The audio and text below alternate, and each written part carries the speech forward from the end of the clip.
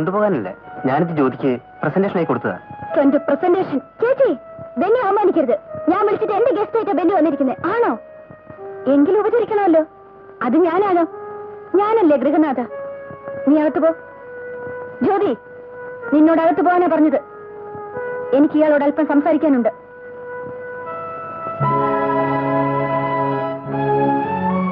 ഇത്രയും വലിയൊരു സമ്മാനം എന്റെ അനിയത്തിക്ക് കൊടുക്കാൻ മാത്രം നീ അവളും തമ്മിലുള്ള ബന്ധം?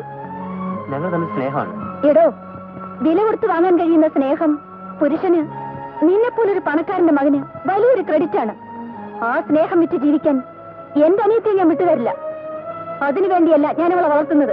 ചേച്ചി, കാര്യം കാണാനാണെങ്കിൽ ഈ പാവം പെണ്ണെന്തിന്? ഞാനല്ല ബെറ്റർ ചോയ്സ്. നിങ്ങൾ എന്നെ തെറ്റിദ്ധരിച്ചാണ്. ജ്യോതി ആ നിലയ്ക്കല്ല ഞാൻ ഇഷ്ടപ്പെടുന്നത്. പിന്നെ വിൻസെന്റ് മുതലാളിയുടെ മകൻ എന്റെ അനിയത്തിയെ കല്യാണം കഴിക്കുമെന്നാണോ പറഞ്ഞു വരുന്നത്? അതെ. നിന്റെ അപ്പൻ അതിനെ സമ്മതിക്കുമോ? നിന്റെ സമുദായം അംഗീകരിക്കുമോ? അവരെയൊക്കെ എതിർത്തുകൊണ്ട് എന്റെ അനിയത്തെ സ്വീകരിക്കാനുള്ള ചങ്കൂറ്റം നിനക്കുണ്ടോ? ഉണ്ട്. എങ്കിലത് ആദ്യം നടക്കട്ടെ. ജ്യോതിയെ കാണുന്നതും ഈ സ്നേഹം പ്രകടിപ്പിക്കുന്നതും എന്നിട്ട് മതി. മനസ്സിലായില്ലേ? മനസ്സിലായി. ഞാനോ പിഴച്ചവള. ഇനിയൊരു വീഴ്ച കൂടി താങ്ങാൻ ഈ പാവം കുടുംബത്തിന് കഴിയില്ല. ഞങ്ങളെ ഉപദ്രവിക്കരുത് ബെന്നി, പ്ലീസ്. അനിയൻ പോ.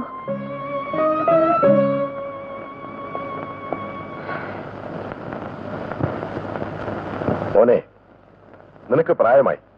ഇഷ്ടപ്പെട്ടൊരു പെൺകുട്ടിയെ നീ കല്യാണം കഴിക്കണമെന്ന് ആഗ്രഹിച്ചാൽ ആർക്കും നിന്നെ തടയാനാവില്ല. പക്ഷേ ഡാഡിയുടെ സമ്മതത്തോടെ ഈ കല്യാണം നടക്കുമെന്ന് നീ കരുതണ്ട. അവരുടെ ജാതിയും മതവും ഒന്നും എനിക്ക് പ്രശ്നമല്ല. എന്നാൽ സിറ്റിയിൽ അറിയപ്പെടുന്ന ഒരു വേശ്യാലയം എന്റെ മകന്റെ ബന്ധുവീടാകാൻ ഞാൻ സമ്മതിക്കില്ല. ജ്യോതി വേശ്യയല്ലേ ഡാഡി? അവളുടെ ചേച്ചിയാണല്ലോ സീത. അവൾ ഏതെല്ലാം ഹോട്ടലുകളിൽ ആരുടെയെല്ലാം കൂടി അന്ത്യറങ്ങിയിട്ടുണ്ടെന്ന് കുറെയൊക്കെ എനിക്കും അറിയാം. വേണ്ട മോനെ, നമുക്കിത് കൊള്ളില്ല. ഞാൻ തീരുമാനിച്ചതാണ്. വാക്ക് കൊടുക്കുകയും ചെയ്തു. ഇനി ആരെതിർത്തിട്ടും കാര്യമില്ല. ജ്യോതി ഞാൻ കല്യാണം കഴിക്കും. നീ ഒരു വിഡ്ഢിയാണടാ മോനെ. മുമ്പ് പോളിറ്റിക്സിനോടായിരുന്നു നിനക്ക് പ്രേമം. ഇതുപോലെ അവിടെയും നിനക്ക് പഴച്ചു. കൊള്ളാവുന്ന രാഷ്ട്രീയ പാർട്ടികൾ ഇവിടെ എത്രയുണ്ട്. അതിലൊന്നിന്റെ യൂത്ത് ലീഡറായി ഒരു MLA-യോ മന്ത്രിയോ ആകാൻ ശ്രമിച്ചിരുന്നെങ്കിൽ എനിക്ക് എന്താ അഭിമാനമായിരുന്നു. എന്നാൽ മനുഷ്യൻ കയറി ചെല്ലാൻ പറ്റാത്തടത്താണ് നീ ചെന്നപ്പെട്ടത്. നാട്ടിൽ കലാപമുണ്ടാക്കി അധികാരം പിടിച്ചെടുക്കാൻ ശ്രമിച്ച ചില വിഡ്ഢികളുടെ കൂടെ. അതിൽ നിന്നും നിന്നെ വേർപെടുത്താൻ ഈ ഡാഡി എത്ര കഷ്ടപ്പെട്ടു, എത്ര ലക്ഷം രൂപ ചെലവഴിച്ചു എന്ന് നിനക്കറിയാമോ? അറിയാം. മകനെ രക്ഷിക്കാൻ അവന്റെ പാവം കൂട്ടുകാരനോട് നിങ്ങൾ കാണിച്ച ക്രൂരത എനിക്കറിയാം. എന്ത് ക്രൂരത? എനിക്ക് ഭാര്യയില്ല, മറ്റു ബന്ധുക്കളുമില്ല. ആകപ്പാടെ ഉള്ളത് നീ ഒരു മോനാണ്. നിന്നെ വഴിപഴപ്പിക്കുന്നവരെ എന്ത് കടുങ്കൈ ചെയ്തും ഞാൻ മാറ്റും. ഈ പെണ്ണുമായുള്ള നിന്റെ ബന്ധത്തിനും അത് തന്നെയായിരിക്കും സംഭവിക്കുക. അല്ലാതെ എന്റെ മകനെ എനിക്ക് കൊല്ലാനൊക്കൂ?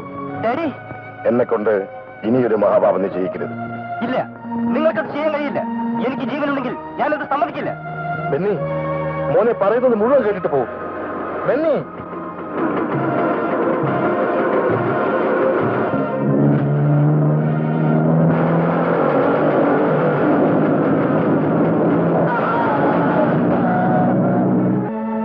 മന്ത്രിയുടെ കാറാ.